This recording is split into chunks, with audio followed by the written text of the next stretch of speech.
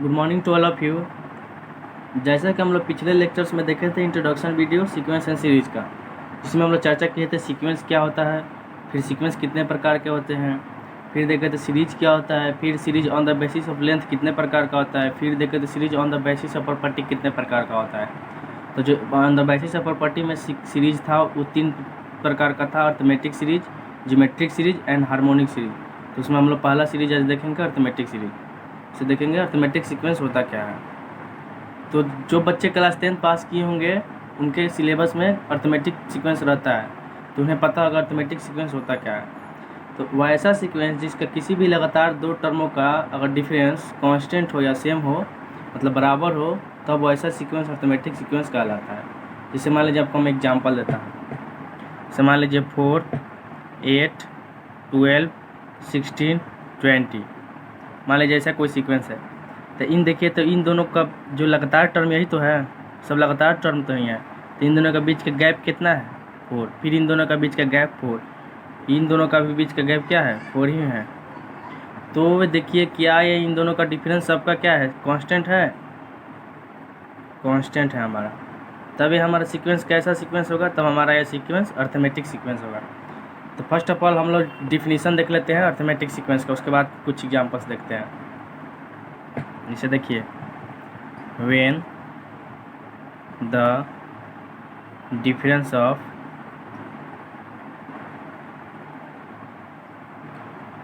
two consecutive terms when the difference of two consecutive terms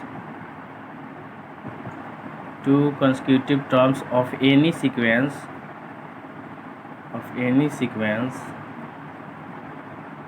is always constant,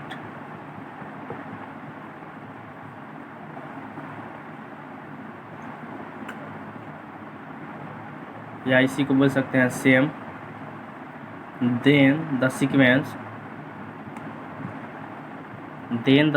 is said to be in AP. Then the sequence is said to be in AP, मतलब कि arithmetic progression में। जैसे example देख लेते हैं 2, 4, 6, 8, 10 dot dot. क्या arithmetic sequence है? क्योंकि देखिए इनका हम लोग लगातार डिफरेंस देखते हैं, लगातार 2 टर्मों का अगर डिफरेंस देखते हैं तो ये क्या है? कांस्टेंट है, मतलब 2 है, इसलिए एक ऐसा सीक्वेंस है तो अर्थमेटिक सीक्वेंस है। हाँ, एक बात और, अगर इस सीक्वेंस का जो कांस्टेंट टर्म आता है तो वो कांस्टेंट टर्म को हम लोग बोलते हैं कॉमन डिफरेंस। तो इसमें कांस्टेंट आता है, जैसे ये 2, ये इसका क्या है? कॉमन डिफरेंस है, इसको बोलते हैं कॉमन डिफरेंस। इसको हम लोग CD से भी रिप्रेजेंट करते हैं।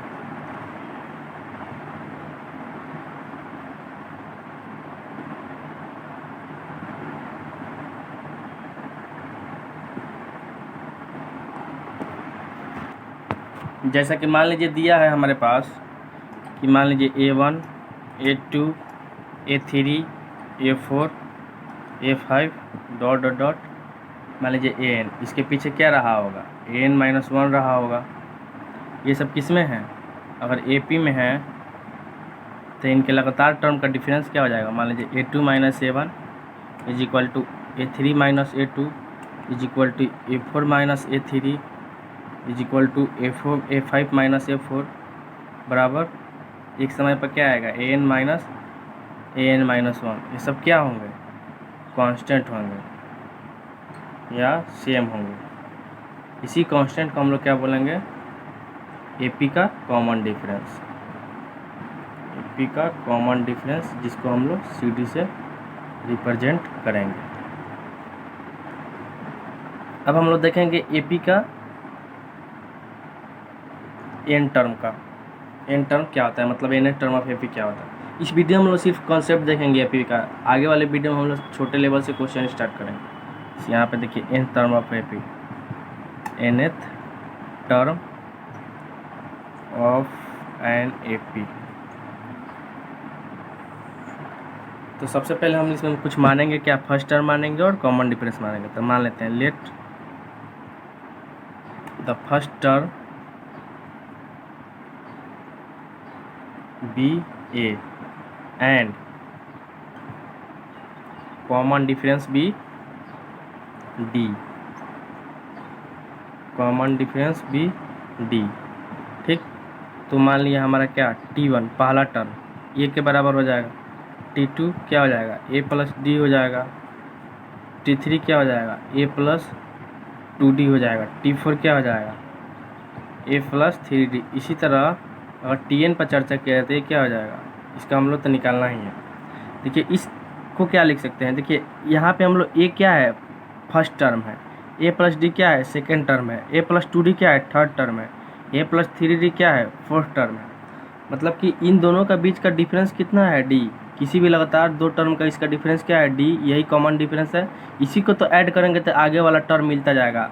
अगर मान लीजिए कि कोई सीक्वेंस है 2 4 6 8 10 करके, तो इसका डिफरेंस कितना है 2, अगर नेक्स्ट टर्म में दो दो हम लोग ऐड करते जाए तो वही तो हमारा सीक्वेंस बनता जाएगा एपी का। तो उसी तरह इसमें ऐड करते जा रहे हैं। देखिए इसको a है तो इसको a प्लस हम लोग 0d लिख सकते हैं, 0 इंटू डी, क्योंकि ये a के बराबर ही आ जाएगा। इसको हम लोग 1 इंटू डी लिख सकते हैं क्योंकि इसके बराबर आ जाएगा। इसको हम लोग 2 इंटू डी लिख सकते हैं, इसको हम लोग a प्लस 3 इंटू डी लिख सकते हैं। अच्छा अब नेक्स्ट क्या करते हैं, इसको a प्लस 1 0 को क्या लिख सकते हैं 1 माइनस 1 लिख सकते हैं इंटू डी। इस 1 को क्या लिख सकते हैं 2 माइनस 1 इंटू डी। फिर इस 2 को क्या लिख सकते हैं 3 माइनस 1 इंटू डी। फिर इसको क्या लिख सकते हैं a plus 4 minus 1 into D.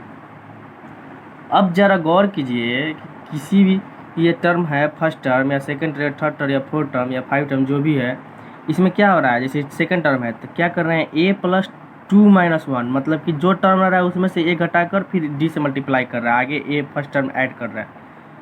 इसी तरह फोर्थ टर्म को देखिए अगर तो a है प्लस 4 माइनस 1, तो क्या ऑब्जर्व कीजिए अगर nth टर्म होगा तो क्या हो जाएगा a प्लस, देखिए इसमें फोर्थ टर्म है या थ्री टर्म है, जो टर्म है उसमें से माइनस हो रहा है, तो अगर n टर्म निकालना हो तो क्या हो जाएगा a plus n minus 1 into D.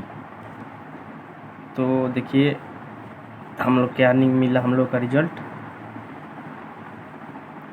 कि Tn बराबर a plus 1 minus 1 into D, यही हमारा nth टर्म होता है। इसी को हम लोग जनरल टर्म ही बोलते हैं, इसको Tn को बोलते हैं जनरल टर्म या nth टर्म। जहाँ पे वेयर लिख दीजिए हमारा a क्या है फर्स्ट टर्म है और हमारा n क्या है और हमारा d क्या है, मान लीजिए d कॉमन डिफरेंस है, कॉमन डिफरेंस है। n हमारा क्या है यहाँ पे नंबर ऑफ टर्म है और हमारा यहाँ पे Tn क्या है, इसको हम लोग nth टर्म माने हैं। तो यही हमारा Tn हो गया। अब हम लोग नेक्स्ट देखते हैं इसका सम, मतलब सम ऑफ n टर्म। तो चलिए इस पे पहले एक छोटा एग्जांपल देखते हैं। जैसे हमारे पास मान लीजिए कोई क्वेश्चन है कि find the number of term of the sequence 1 3 5 7 dot dot dot dot 99। मतलब हमारा कोई सीक्वेंस है जिसका फर्स्ट टर्म 1 है और ये सीक्वेंस आगे क्या है second term 3, third term 5, fourth term 7, इसी तरह 99 टर्म तक जा रहा है। तो सबसे पहले इस एपी का देखिए यहाँ पे फर्स्ट टर्म क्या है, फर्स्ट टर्म तो ए से रिप्रेजेंट करते हैं, यहाँ पर एक की जगह पे क्या है 1, तो ए बराबर 1। फिर इस एपी का हम लोग कॉमन डिफरेंस देखेंगे, इसको हम लोग डी से रिप्रेजेंट करते हैं। तो कॉमन डिफरेंस क्या होता है कि इसका माइनस लगातार टर्म का, देखिए 3 में से 1 गया 2, फिर 5 में से 3 गया 2, फिर 7 में सबका क्या है कॉन्स्टेंट रहे, ये हमारा डी क्या हो गया 2, और ये हमारा क्या है 99 टर्म तक जा रहा है। तो ये हमारा क्या है Tn है, Tn को ही बोलते हैं जनरल टर्म या लास्ट टर्म भी। तो देखिए 99 हो गया। अब हमको पूछ क्या रहा है नंबर ऑफ टर्म, मतलब कि n की वैल्यू प्राप्त करना है। तो हम लोग अभी जान गए फार्मूला Tn बराबर क्या जाने nth टर्म का a plus n minus 1 into d. तो हमारा रख दीजिए इसमें a का वैल्यू क्या है 1, n तो निकालना ही है नंबर ऑफ टर्म है, n माइनस 1, डी का वैल्यू क्या है 2, और ये सब Tn की जगह पे कितना है 99।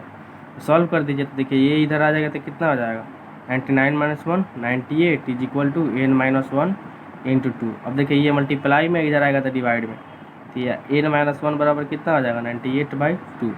तो ये कट जाएगा तो कितना हो जाएगा 49। तो यहाँ से n इक्वल टू कितना हो जाएगा 49 ये +1 मतलब कि 50 टर्म। तो यही इसी तरह हमारा और भी क्वेश्चन है। क्वेश्चन हम लोग देखेंगे अभी, हालांकि एग्जाम्पल छोटा सा देखे थे। फिर हम लोग नेक्स्ट देखते हैं sum of n term of NAP।